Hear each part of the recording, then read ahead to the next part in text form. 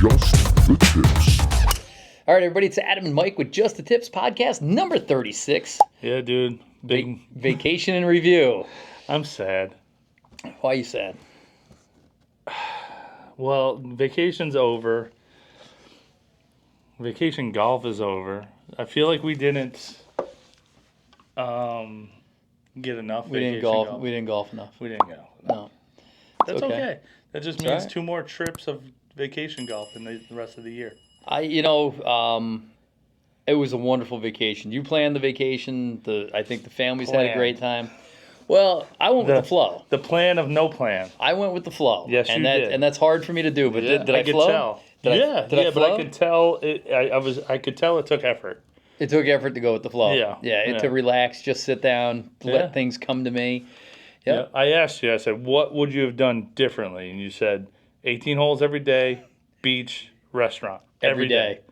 Every day. That's a lot, dude. The difference would be is that I would have researched the restaurant that I would have went to every night and already known what I was having like a month in advance. No fun. That's no fun. That's no fun. Then you just have to execute the plan. Then look at all the things you have to look forward to. Yeah, but you know, sometimes you just go with the flow, dude. It's a beach vacation. So I went with the flow. So we talked about this, and you said after you answered that, you said I didn't say it would be better, but that's just what I would do differently. Yeah. Now here's the deal: when I go to like Disney World and I'm trying to maximize my vacation, I'm that way.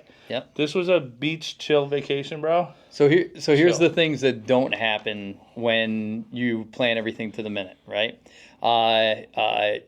Karaoke with the girls doesn't happen. Yep. When Mike, what was your favorite song that you broke out there? Unbreak My Heart by Tony Braxton. Unbreaking My Heart was epic, and come to find out, I don't know the words to any Taylor Swift song. You thought it was the Mickey Mouse. I thought it was Oh Mickey, oh Mickey, and they're like no.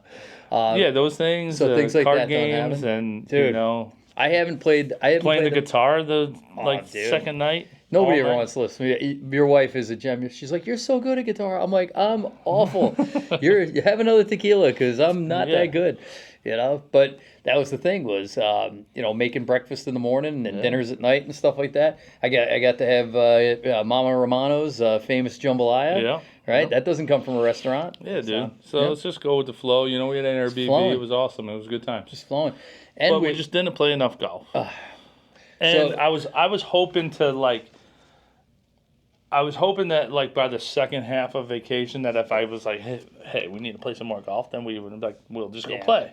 Yeah. But then the storm rolled in. We got whacked with a little Storm Debby, and it made for a very nice vacation. But just all of our gear was wet. It was like Puerto Rico 2.0 all over again, where just that humidity, just nothing dries. Well, I mean, we still played at the ocean course in the rain. So in Tropical Storm Debby. yeah.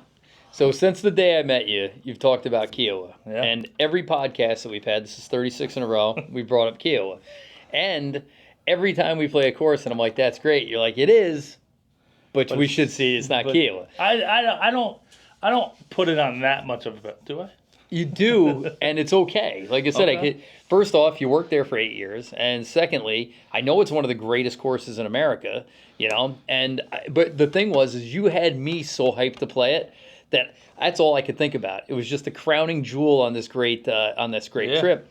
Now, 3 hours away from Myrtle, right? Yeah, And the ocean course. It's only 2 hours outside of Myrtle, but once you get there, it's an hour from the gate to the course. Yeah, once you're on a long morning drive every day to the office. So that was the one thing that blew me away was the guys down there and going, where do you live? Charleston. How long does it take to get to work? An hour, right? And then an hour home every day. And I'm like, and it's not that far away. No. It's just a lot of 30-mile-an-hour zones. Yeah. And a lot of, Yeah. But, and you can't speed on that island. Guys, don't speed on Kiawah. No. 12.5-mile-an-hour speed limit. They'll bust you for 13. But we knew the night before, Puddles was texting us. He was like, hey, I hope this storm doesn't screw us over. But I was like, all right, dude, well, if anything, we're still coming down. We'll try to film some content. We'll get in the pro shop and film some stuff, talk to some of the guys. Yeah. We got there. We left the house at 6, right? Mm-hmm. 6. We were down there at 9. Got there like 8:50. And, my impression, though, and this is my first time, was once we got on the property, And again, it's broken up through a lot of different properties. Yeah. But once we got out there, you realize that this is the adult playland of the super uber rich and famous. Yeah. I was just recently in Newport, Rhode Island, where like the Vanderbilts have mansions. Those are cool, a little stuffy. These are super cool, dude. This is like contemporary I think luxury the coolest at its thing, finest. the coolest thing is like their houses on golf courses, right? So to me, they're just rich people who have houses on golf courses, man. They're just like us. And they're not. It's not like celebrities. I mean, there are a couple celebrities that have houses out there, but they're people that you don't even know, dude. Yeah. And you caddy for them, and they're just normal dudes. And then you find out afterwards, like, oh, that guy's a billionaire. Yeah. So again, I don't want to skip around because there's so many things I want to touch on. It was really a big time experience on a bunch of different levels. I mean, the first thing was to drive up and going up to the clubhouse and seeing the Pete Dye statue and the fact that this whole golf course is on the ocean. This isn't one of the holes is on the ocean or it kind of sneaks its way out into a peninsula that's on the ocean. Yeah. This is link style all along the ocean. From the driving range, you can see the ocean. Yeah, so the clubhouse sits on the ocean. They had built that, I don't know, maybe, let's see, probably 17 years ago, right out on the ocean. I mean, so one of the most dramatic entranceways, you know, the guy grabs your club, you open the big door to the clubhouse, you look across what looks like a parlor, almost like an entranceway, and then there's a piece of pane glass that has to be 15 feet tall, 25 feet wide, and it's framed by the porch, and all you see is the ocean. Yeah. And it's spectacular. It's one of the most dramatic entranceways. It's definitely the kind of place I'm going to get after I move out of my parents' house. You know, I think that's the kind of thing that defines me. But I was blown away. And then I fell in love with locker rooms. But again, free combs. This guy, you still got it? I got Kiawah. I didn't take all the combs, but I may have taken more than one. All right. Yeah, cool locker room. Pro shop's awesome. The restaurant we didn't get to until later. Well, yeah, the restaurant. Yeah, well, the restaurant over we were the just side. in the bar. Yeah, we were in the Ryder Cup bar. They call that the Ryder Cup bar. This round part of the bar. So 360 or 180 degree view of the ocean while you sit there and have practice green, 18 green. Yeah. Yeah. I didn't even show you off to the right is like where it's like this. I don't know. It's like a fairway almost, and that's where they do their weddings. I didn't even show you that. Yeah. So that was the thing that got me was they really embraced the fact that they hosted the Ryder Cup. Yeah. There's a lot of awesome memorabilia from the Ryder Cup. The tap room is called the Ryder Cup room, and the guys, and we'll get into it in a minute because I don't want to skip ahead. They talk about the pros playing out there, and especially in the Ryder Cup with such reverence, like the best in the world came and played our house. It's you know, it'd be like if Mick Jagger spent the night in your guest room. You know, that's the way these guys talk about it. Like that's you know. And if you guys don't know the history of the Ocean Course, it opened in they started building it in '89. Hurricane Hugo came through in '89, wiped a bunch of stuff out, wiped out some of the stuff that they had started. And then they started kind of fresh in '89 after that. The course held the 1991 Ryder Cup, and nobody had played it yet. Oh, wow. It hadn't even been open yet. And they actually built this course. The Ocean Course got the bid for the Ryder Cup before it was even built, which is crazy. Wow. So these guys were the first people to play it. And they didn't know what to expect. They just knew it was a Pete Dye course. It was built for like the Ryder Cup. He was going to make it tough. And I mean, the Ryder Cup. I mean, I don't know all the history of Ryder Cup, but working there, to me, '91 Ryder Cup is famous. Yeah, because of a lot of how it ended, and a couple putts were missed, a couple putts were made, and the Americans ended up tying and keeping the cup. Yep. And they all ran out into the ocean and jumped in the ocean. It was awesome. So So one of the things that I thought was outstanding was the minute you stepped on property, it was like old home week. That I can't believe the tenure of the caddies that are out there. Guys are out there for 10 years, 15 years, 20, 24 years. Yeah. And you show up and it's like old home week. To me, it looked like you'd never left. Hey, a big hug, and then they would have thrown a loop on you. You could have got 18 in that day. Yeah. Yep. No, it's definitely a cool like when I worked there, it was a really cool family of I would say there was probably 50 of us guys that all like kind of hung together, looped together, played golf together, drank together.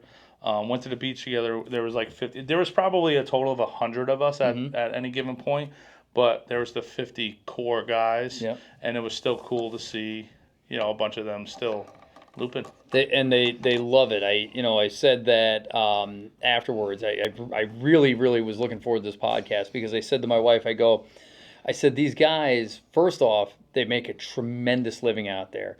Second, they're in fantastic shape from all the walking they do. Yeah, third, they party like they're frat boys still, and it's a brotherhood. Like you ever get together with a bunch of firefighters, and that are all from the same house, or you don't get a lot of many anymore. But when you get a bunch of Vietnam guys together, they're just like, hey, that's the way you guys are as caddies. It's like this fraternity that you guys have. That, quite honestly, I was so jealous of. I told my wife, I'm quitting my job. I'm going to caddy at Kiawah. Yeah, you want to move in with Puddles? He's got 3 bedrooms, man. He's only using one. Commute together. It's going to be amazing. It was something to behold, though. It really was. Well, I'm glad you really did enjoy all of that part. But what about the golf, dude? So, walking only. Walking only, which is what we were after. Yeah. Taking a caddy, but here's what I thought was really cool. You went out of your way for me. Rybo caddy for you and me. Yep. Now you kept saying it, and I'm like, I don't know who Rybo is. And Puddles, which I thought was cool, is a top 10 caddy out there. But he got the caddy master to caddy for him. Yeah. And I even asked, I'm like, you guys caddy for each other? And like, Puddles is our boy. This is, he feels like playing. We're gonna caddy for him. And it was just like it was so weird to see. It was like if we were all worked in a kitchen together and at a fancy restaurant, and I was gonna bring a date to the restaurant, and everybody else is like, "We got you, fam. We're gonna make your favorite dinner. We're not gonna charge you for it." It was that kind of thing. So Puddles, who doesn't play a lot, still a good stick. Yeah. Hit the ball well. And then you and I get a chance to go out there. We knock everything out of our bag to lighten it up for Rybo, and immediately this guy puts you at ease. Immediately. Oh, dude. I'm like, I've never had a caddy like this before. My heart's pounding. We're on the course. It's raining, right? We're not sure if we're gonna get one hole in or we're gonna get wiped off the course. Well, how did we get to the first tee?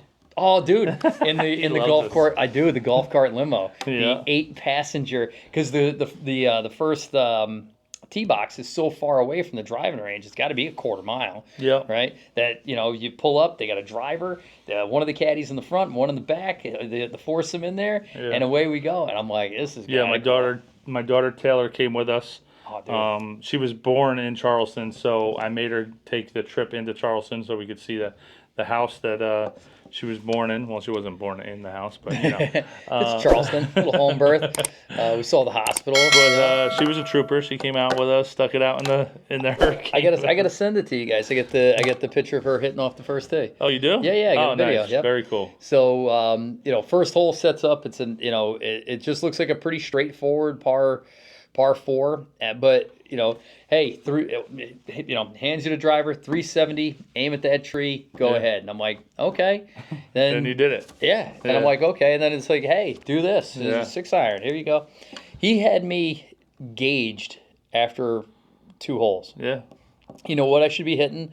I hit a draw. It was like we were in sync within 2 holes. Yeah, it was crazy. You got to love that, though, because, like, all of a sudden it turns into, like, well, like you were saying, you're like, I asked you about the holes. Mm-hmm. And you were like, dude, I can't remember the holes because I didn't have to think out there. Yeah. You know what I mean? I'm just hitting the ball, and then I'm going to talk with him, and then I'm going to hit the ball, and then I'm going to talk with him. So it's the first time I thought about it, it's the same thing like working out at the gym with you.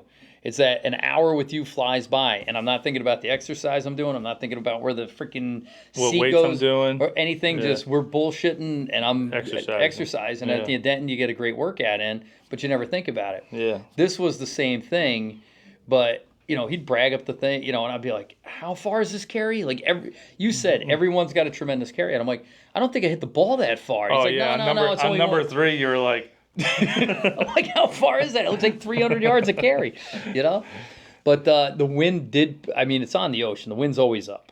The wind is always up. So the wind is always, so that island actually sits west to east. So when we pulled onto the island, we pulled on over here and then drove all the way over to here, right? So the wind is normally coming out of the south and blowing northeast. And you can see it in those trees that they're kind of sweeping over. Yeah. Well, with this hurricane or tropical storm coming in, actually the wind was blowing northwest. So the course was designed for the predominant wind.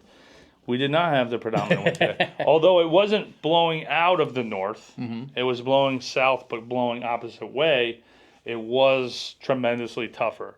And obviously a little bit more than normal. But there's normally like a 1 club win. 1 club win? Yeah, this was 4 clubs. I can't tell you how many times Rybo goes through. He's like, "You got nice drive, man." He's like, "You got like 147 in." He's like, "I play it like 200." And he's just shaking his head. I'm like, "Are you just rounding it off to the nearest 200 every time?" No, because you know what the problem is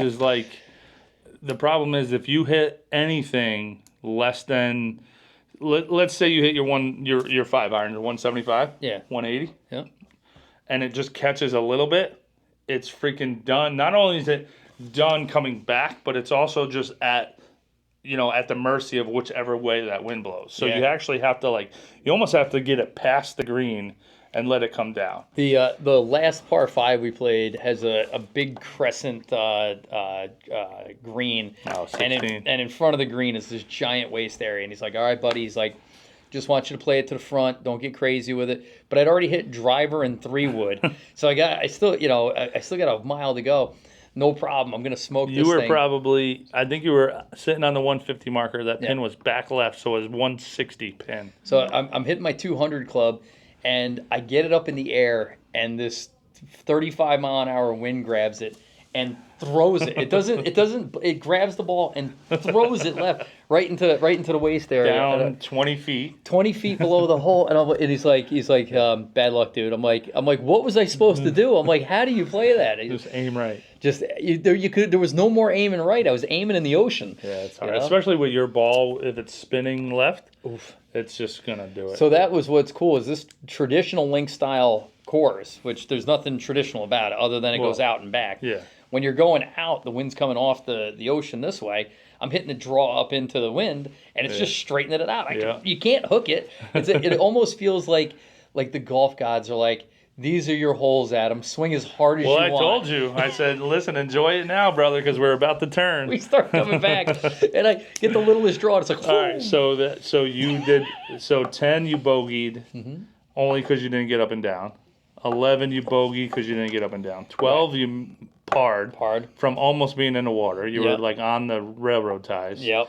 13 you parred from across the that's bridge. Such a cool hole. And then we turned. So that was with the wind. 3. The wind wasn't with us. It just happened to be. It was hurting a draw. It was and helping a little bit. It was helping, but preventing a hook. Yep. Yeah. So then we make the turn, and the first 4 out, I'm like 2 over. We make the turn back, and there's this beautiful par 3, and everybody's like, "Isn't it beautiful, this and that?" I walked off of that son of a bitch with a 7. I just made a 7 on a par 3. Dude, you hit the ball, and so like we said on the previous hole, the wind was preventing the hook. Yep. The next one, it was magnifying the hook, and you were on 15 T-box, which is probably 30 yards short of the green and 50 yards left of the green. That's where your ball was. That ball was so far away, and the green from that direction feels like it's about 5 yards wide, and it's about about 15, 20 feet in the air. Yeah. So I chipped over the green back and forth 3 times. Yeah. I felt like Jamie Paddock. I got to be honest with you. So with chipping over the green. So I was sitting there talking with Puddles and his caddy, and I was there. My ball was there, but I was letting Taylor putt for me. Yep. And we were just sitting there talking, and you're just like, zoom, zoom. And we were just talking, having a full conversation, and we just see you going back. Oh, so took a nice, what's 5 over par on one hole? That's a quad. Yeah. That was a quad. Yeah. All right, so a quad. Yeah. And then 15, the par 5. No, next one's 15 is you had a crappy lie on your drive. Oh, on this. And you had to kind of chip out. Yeah. And then on, and then two putt, so bogey. Bogey. Yep. 16 was the par 5 where he said Dustin Johnson was here. Oh, this was hysterical. So one of the things that, and I really appreciate it, Mike, more than you know, is, and we'll get back to how we tortured these guys, because I find out that Rybo is 24 years a caddy at Kiawah. He's one of the oldest. We're probably the same age. Maybe he's a year or two younger, a year or two older. Yeah, I think he just turned 47. Did he? Yeah. Okay, so he's exactly my age, right? So 24 years out of Kiawah, but he caddies on the Corn Ferry Tour, LPGA, Senior PGA. He's been on tour events. He travels the world. A little bit tougher for him these days. And happy birthday to his son, by the way, who just turned 4. But he's a real caddy. Not that nobody nobody else. Yeah. But he's like tour quality caddy. Yeah. And once he started telling stories about like what it's like to be on tour and to be a caddy, I started getting like just a little depressed because when he started talking about like, hey, when Dustin Johnson was out here to Kiawah, he hit the ball the exact same place you did on your drive. And I go, yeah? And he goes, yeah, but he hit it from that tee back there. And he looked back, and I swear to God, it was 200 yards behind us. It was so far away. And I go, oh, my God. And the more he talked about stuff, like, here's how I help the guys gauge and, and stuff like that, I realized, like, how far away my game is. The thing that got me, and I loved it so much, I'm trying to chip up this hill, and he gets over there, and he cups his hands like this, and he stands here, and he goes, I want you to chip the ball like you're chipping it into my hands. And I'm like, yes. And what hole was that? On 14, on the par 3, because I'm struggling to get up there, and he's like, you can't hit it into the hill or it'll come back down. You have to hit it on, but you just have to get it on the front or you're going to hit it over. And he's like, and he's standing there, and I'm 20 feet below him. He's like, chip it like you're going to chip it into my hands. Yeah. And I'm like, it gave me the confidence, not the ability, but the confidence. Like, yeah, I'll chip it like I'm chipping it into it. And I flew over the green again, and I'm like, but a great player would be able to execute that shot, Yeah. And I was like, I started getting like a little like. It's just a different thought process that these guys play. And listen, don't get me wrong, those guys come out to the ocean course and they struggle too. Oh yeah, and you said the one guy walked off the course. The one pro was like, enough of this, and just turned. It just a lot of the guys, they're like, I'll never play there again. So I did get to the point where I started laughing. And Rybo goes, "What?" I go, I'm gassed, dude. I'm so tired. I said, I feel like I'm just leaning into the wind as we're walking. It's like being held back by the hand of God. So what do you think of 17, par 3 over the water? So one of the most beautiful holes I've ever played. Yeah. The hole basically looks like water on the entire right and in front of the green, and then 2 bunkers in your bailout area. To this little thin green, and I'm like, this is perfect. I'm like, it was like 175. Playing 200. Everything's playing 200. And it was the first time I was like, I have to aim over. I felt like Mike Romano before you fixed your slice. Yeah. I go, I have to aim over the water and let it fade or draw back in. And I thought I hit it pure about 25 yards short of the green. I was like, good God. Just couldn't bring enough club, but that was pretty. They always have grandstands behind that green, and the guys are always talking about, like the pros are always like, hey, listen, if I'm in the lead coming in the final stretch, I'm flying it into those grandstands so I can get a free drop. That's what they all talk about, dude. It was outrageous. And then 18, what a beautiful, magnificent finishing hole. Yeah. Unreachable par 4. That day it definitely was. Yeah. I mean, it's still a long par. I mean, dude, I piped the drive. I was up top. Yeah. I hit 3-wood out to the right, and I'm trying to like just stay away from the bunkers left. Dude, it got over the tall stuff and then came back and landed in the tall stuff. And what'd you have in? Driver, 3-wood? 6 iron. Yeah. Into the par 4. Yeah, par 4. Not 5, par 4. I screwed that hole up for double, and so I ended up shooting 40 on the front. Nice job. Smooth 48 on the back. Nice job. But you called your shot. You go, everybody thinks that they're playing Kiawah like professionally until about 13 or 14, and then they go, hey, why don't we just have some fun the rest of the way in? Yeah. And after 14, I was like, we're just playing for fun, right, guys? Yep. Yep. Yeah, dude, it'll do that to you. I mean, again, we always caddied for a lot of like guys trips. Yeah. The 12 guys that come down from New York, New Jersey, whatever, and they got all their buddies, and they got some matches going and stuff like that. But it never goes happily. Yeah. Like they're happy that he played it, and they walk off like respecting the course. Yeah. But like the guys who shot 78, 75 of the other courses, they walk off there with an 88, and they're like, damn. Dude. Yeah. Yeah. And that was the whole thing, man. It was it's a humbling place because there's nothing you can do about it. There's literally nothing you can do about this. You're just gonna take your lumps. Take your lumps, man, because guess what? When that wind is doing that to you, you just play for bogeys on those par 4s. Play for bogeys, par 5s, play for bogey, man. The par 3s. I did. I shot even bogey golf, I think. The par 3s. Play for bogey. Well, here's the deal. 17, you made par there. You drained a putt there. Yeah, I had to make it like a 15-footer. Yeah. But the other par 3, not so much. But, dude. First 7 on a par 3 this year. I mean, I would not. I don't think are you upset with an 88?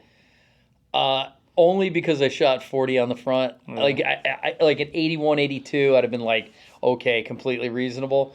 But that 88 was like just a what if it was like ass. 44, 44?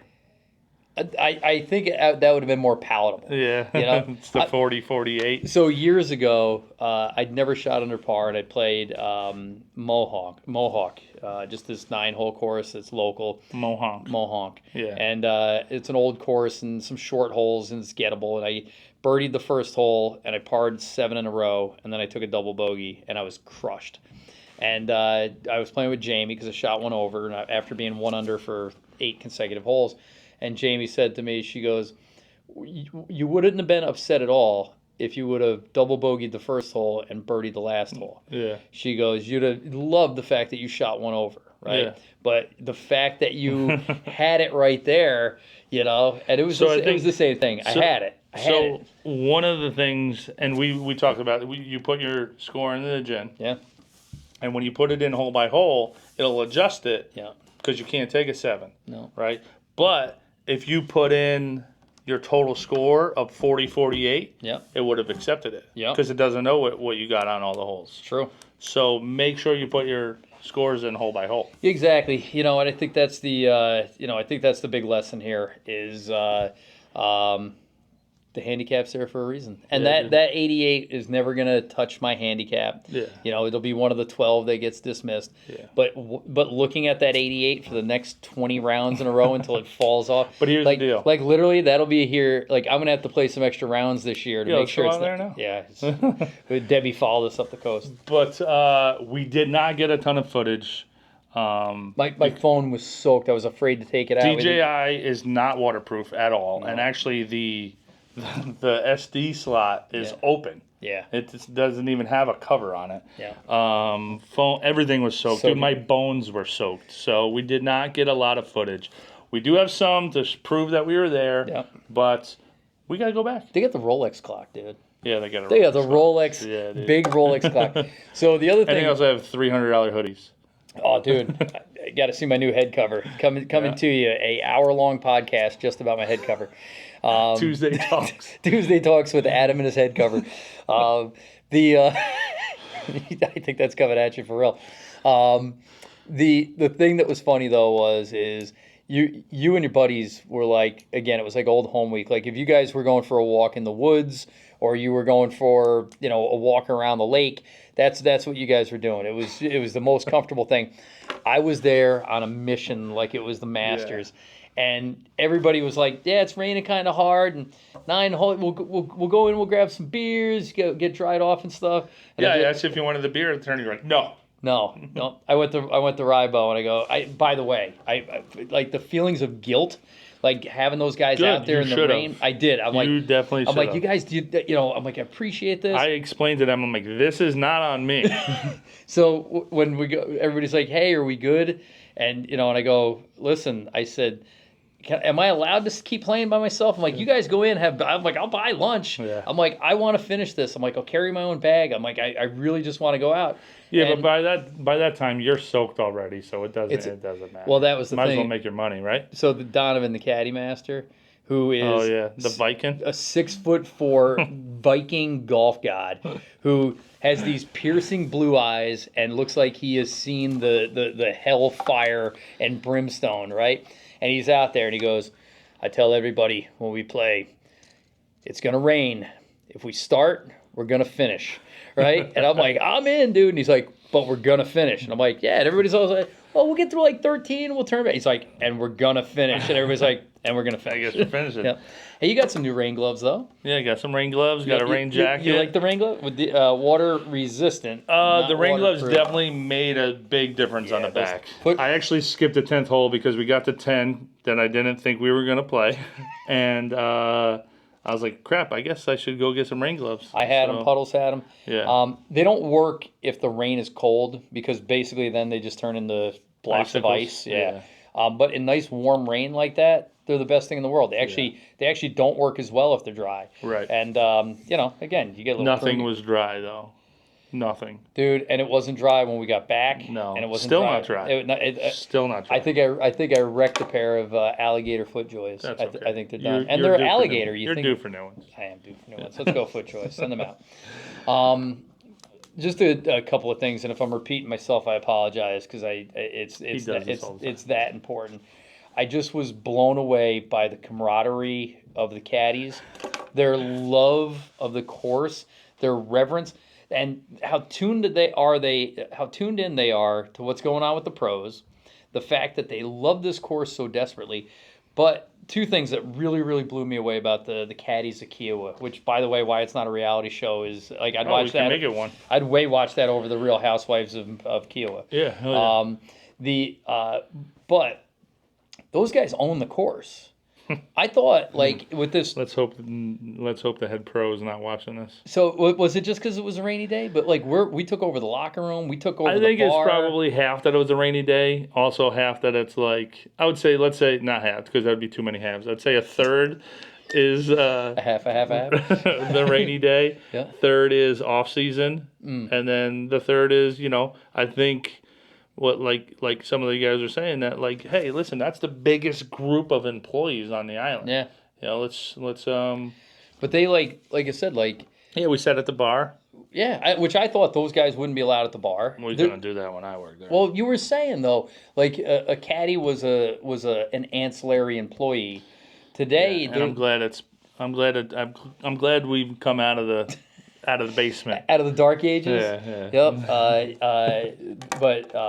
So I thought that you know what's funny is Lisa, when we got back, Lisa was asking like what we did afterwards. Yeah. I'm like, oh, nothing. We came home. So you guys were there that long? I'm like, yeah. She's like, Taylor, what'd they do?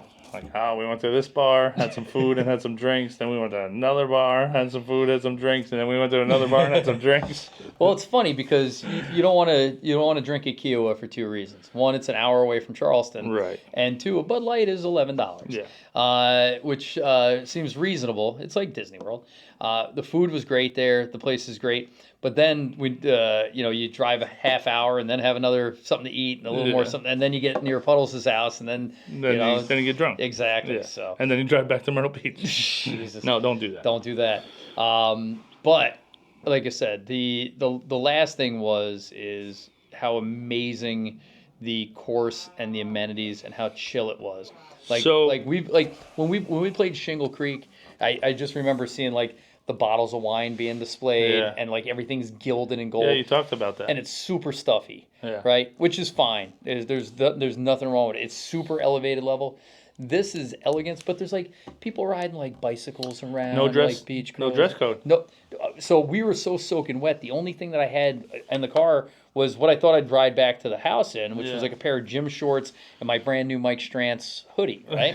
And I was like, "Oh, can I come in?" They're like, "Yeah." Yeah. So you know, the island, the resort, is a bunch of people there, either for the week, you know, on vacation, or people are there down for the summer. So they're all just riding their bikes around, going to the beach. You know, they're Chilling. They're just chilling in like a tank top and Can you hang out at the beach at where the golf course is? That looks like an unbelievable beach. yeah, but people don't. People don't. Yeah, I mean, I didn't see down anybody out further. there. I mean, it's all one beach. Yeah. But that again, I didn't see anybody out there. Then No. again, it was 36-mile-an-hour winds and rain. Yeah. But Yeah, I was like, I oh, mean, wonder- people walk the beach. They'll ride the bike on the beach and take your dog out there and Yeah, stuff. yeah. Yeah. But people are just all over the island, just you know, riding bikes around or jogging and stuff, and then they'll go into the into the Ryder Cup and get food or something. So no dress code. Place is beautiful, guys. I love it there. As soon as my kids are out of the house, I am moving back, for sure, no doubt. It's amazing. I was blown away by it. It was every other course we play from now on is going to be held up to Kiawah for difficulty, for beauty, for ambiance, for elegance, and nobody else has got All right, Rybo. here's the deal. Let's finish. And nobody else has Rybo. Nobody else has got Rybo. All right, so here's the deal. We played 4 courses on that trip. Yeah. Well, 5 technically. Yeah. We are going to do golf course reviews. We are going to start rating or reviewing all the golf courses that we play. All right, Okay. and we're going to rate them on a few things. Okay. All right, so not in this video. We're going to make a separate video on the 4 courses. A video for each course. Okay. All right. Clubhouse, which includes parking, bag drop, pro shop, setting up your tee times, and checking in. Amount of combs that they give you. Comb and bathrooms, locker rooms. All right. Okay. Then they're going to be also rated on practice facilities, your range, your putting greens, your chipping, your bunkers, Tot Hill Farm. Right. Dude. Then the course love it. itself, right? The layout, the fairways, the tee boxes, and all of those things. Just the course, the lushness of it, and everything like that. Okay. Yep. And then there's going to be greens, because greens are way more important than the rest of the course. True. Right? Obviously, you can mow a fairway and stuff like that, but a green, Yep. how they roll in, you know, undulations, things like that. Yeah. The bunkers are going to be a separate category, and the snack shop. The snackability. The snackability, right? Exactly. Snackability. By the way, we're gonna do a golf course etiquette tip about how to get your food on the turn. Yeah, because some of you guys just don't know. You know, it's not a mini mart. You're not hanging out all day.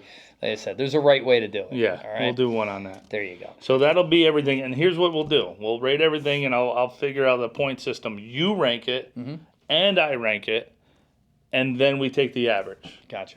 I like it. I think that, you know, like Michelin has stars, or something like that. We should come up with something. You know, it shouldn't be hokey like this one is 1 out of 10 golf balls. It should be like 1 out of 10 Mike Strantzes.